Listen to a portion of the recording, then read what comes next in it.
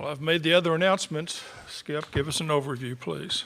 Yeah, wow. It's we fought our butts off all day long, and Cade was outstanding. Take the momentum of the game in that one inning, kind of got taken away from us, and just want to thank the coaches and the players more so than anything, and congratulate Ole Miss, and they did a great job, outstanding team, and I think that us losing the momentum in the game really cost it, and I wouldn't want anybody out behind the plate other than Jimmy Crooks or Trevin to close the game. I mean, Cade was at the end of his rope, and he wanted to keep going, and I've got to look out for him and his future. So it's I'm really proud of what he did and all the players all year long, overcome a lot of adversity and sticking to a common goal, which was to win the national championship. That'll always be our goal. Thank you. Okay, we'll open up for questions now for Cade, and we'll start with Eddie. Eddie Radosevich, Centerscoop.com. Cade, just as far as, is it tough to look big picture right now with what you personally were able to accomplish coming back this year from Tommy John, and just even more so the team and what you guys have been able to accomplish throughout the entire year, getting to where you guys did? What do you mean by like big picture? Like just losing the national championship. Oh today. yeah, just being able to get here. Yeah, obviously. I mean, that was our goal coming into it, and we made it here, and we accomplished a lot this year. But we'll be back, and I know that because this team laid the foundation for the future of Oklahoma baseball. Okay, right here. Josh Caller with All Sooners. Yeah, Cade, obviously pitched extremely well today. Can you just kind of walk us through what was working so well for you today and why you're so effective? Yeah, I mean, I just stuck to what I've been doing the last few starts, and that was just taking it one pitch at a time. I just wanted to put my team in a position to win and, get ahead and throw strikes.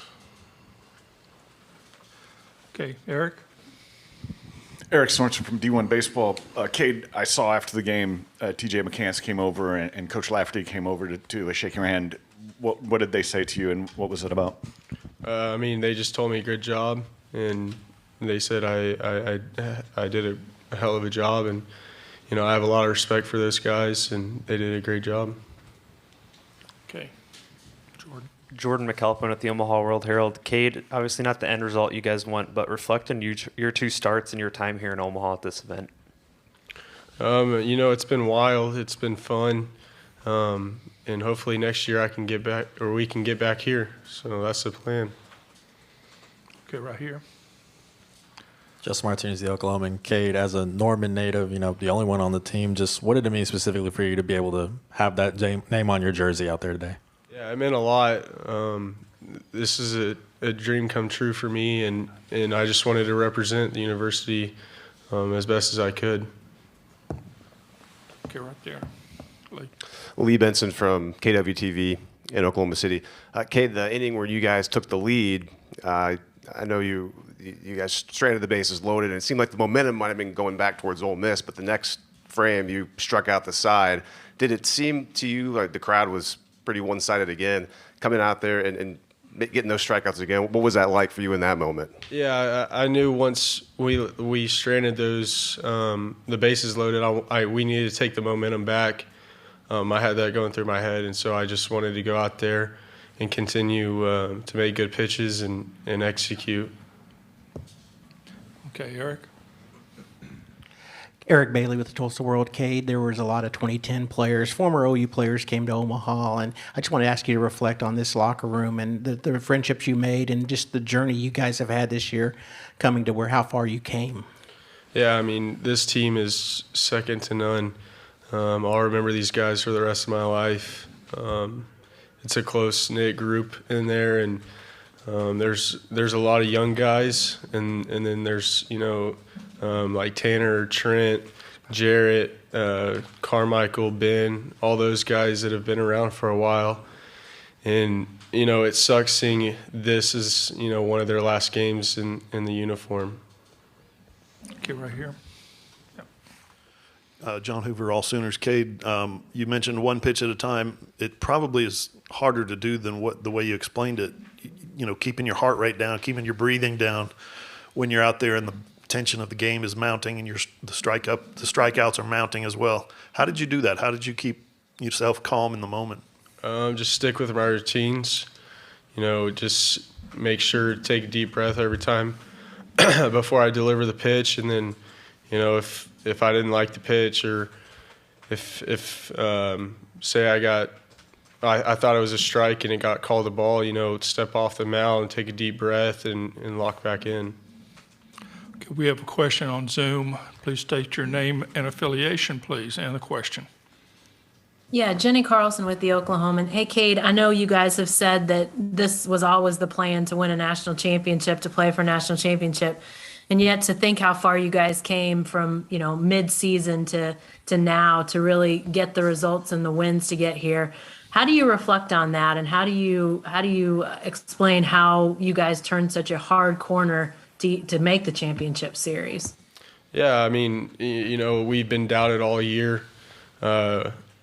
You know, we were picked to finish sixth in the Big 12, and you know, I think when looking back at the beginning of the year, we didn't know how to win yet, and that's something our team figured out, and we went through struggles with that, the series against Texas and Oklahoma State, and then we kind of learned and got through that, learned how to win, started believing in each other. And it kind of just took off from there and set a good, clear path for us. That'll be it for Cade. Thank you. Congratulations on a great season and a great tournament. Thank you, guys. Thank you.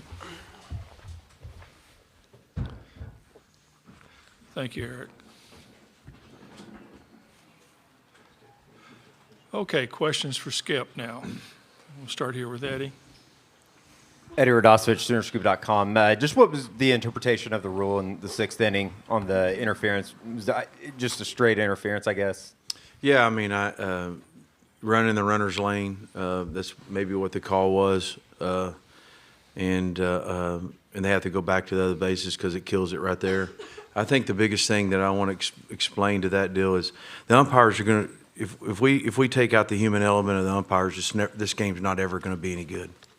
If we continue to do those things and put a computer or whatever they want to do, it's going to continue to be good. The rule says that you have to do it within 30 seconds and not be able to look at the video board. That's what the rule says, and maybe there's some discrepancy of it, but that's what I also love about the game is the human element. I have tons of respect for the umpires. I mean, going back to the regional tournament, never understood why they couldn't be out there with a national anthem when everybody else is, because it's very important to our country. And I explained that to them too. So that's the interpretation of the rule. They have a runner's lane there. And if we mess with the fabric of the game by getting computer umpires, I think I'll just go fishing. Okay, right here. Tarek Mostri, Norman Transcript. Yeah, after the run got taken off the board, they came back with the solo home run. What does it mean to see your team come back and get those two runs in the seventh and respond on this stage?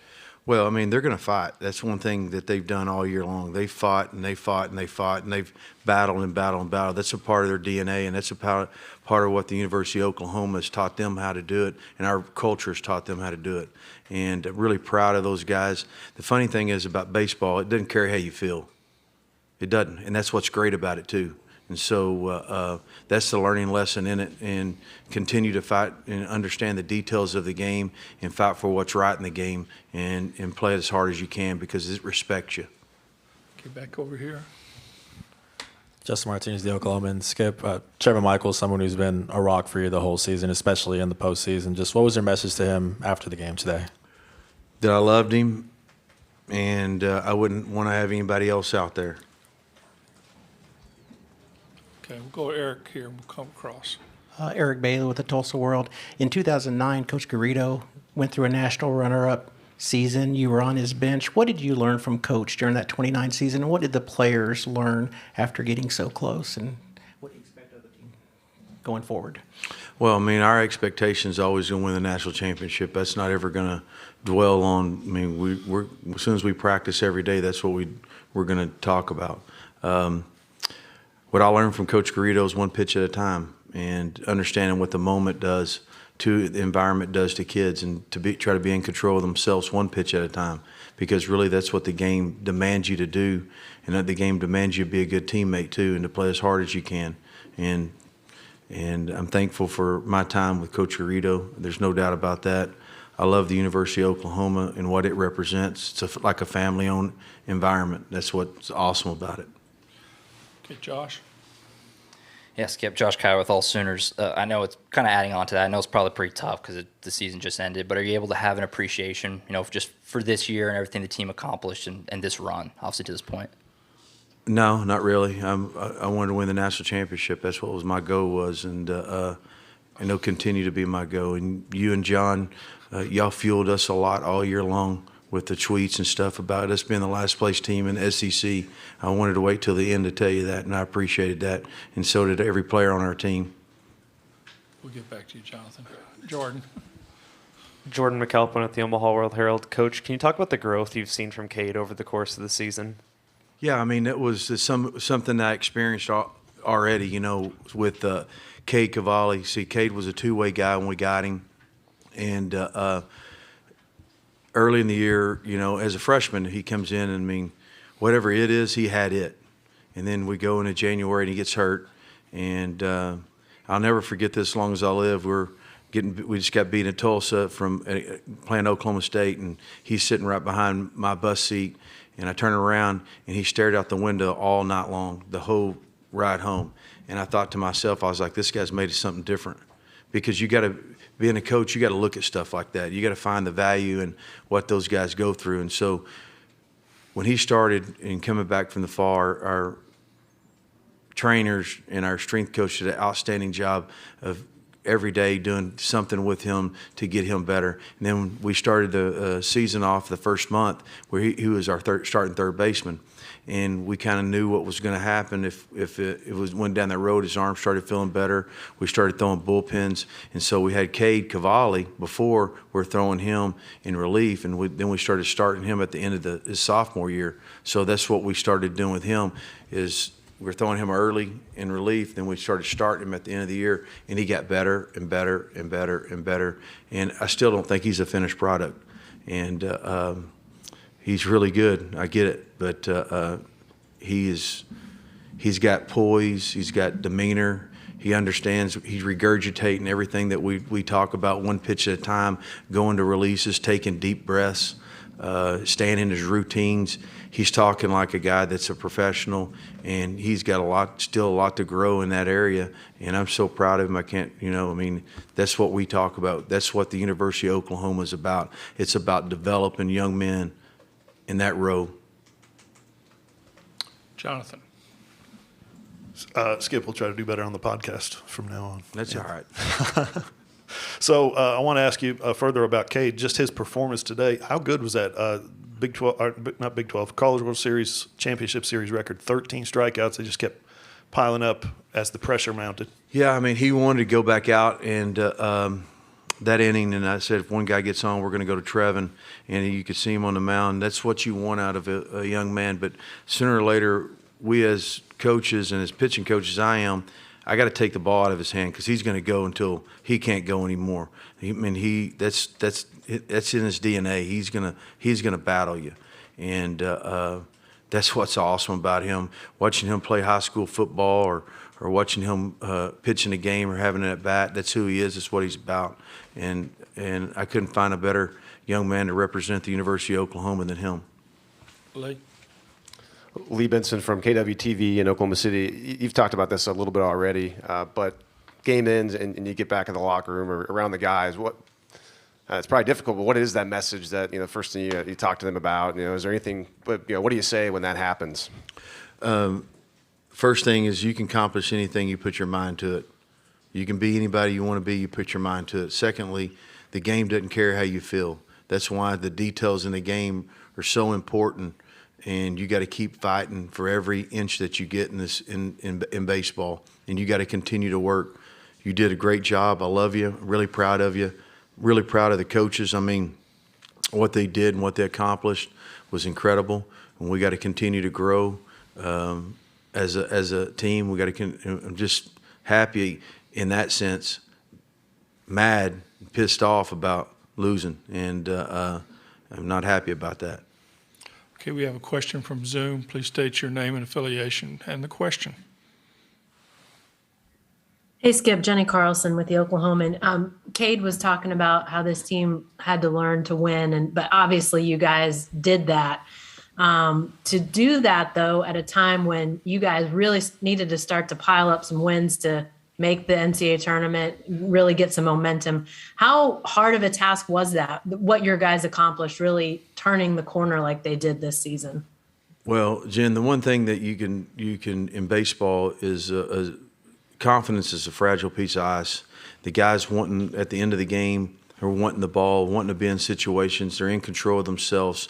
The moment's not too big for them. And, you know, wanting the ground ball hit to them, wanting the fly ball hit to them, the mindset of the guys sitting on the bench. The bench guys are just as important as the guys on the field because their synergy provides what goes on in the game. And they got through that. They broke through that mode of knowing how to win and understanding what that is and wanting the ball hit to them, wanting to be in those situations. I can remember Peyton Graham hitting a grand slam. I forget who it was to win the game. It was incredible. I think we had 2 of them, and those guys, him hitting the 2-run homer and in Florida to tie the game, it was just incredible. That's what he's talking about when they figured out how to win and how they figured out how to pull for each other, whether it's bringing Diego into hit or him getting that bunt down or Sebastian coming off when Brett got hurt. That's what shows you what a good culture is about. Guys are still, they understand they have value and they understand they're going to fight to the bitter end.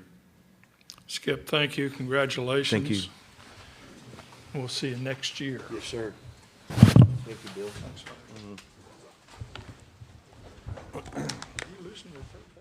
Brought to you by Horn, a professional services firm serving clients across the U.S.